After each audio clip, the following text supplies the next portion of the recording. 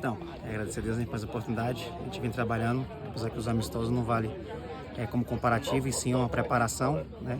Tá conhecendo os gramados, conhecendo os atletas também, entrosamento. Agora é se preparar, né? Porque domingo a gente tem uma grande batalha de vários jogos difíceis dentro do campeonato.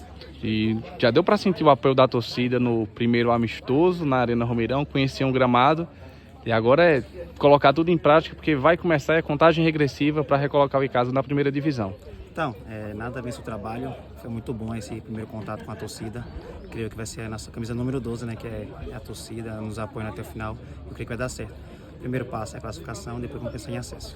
E hoje esse momento aqui de reflexão, de pedir bênçãos a Deus para continuar o trabalho bem sucedido como já vem sendo.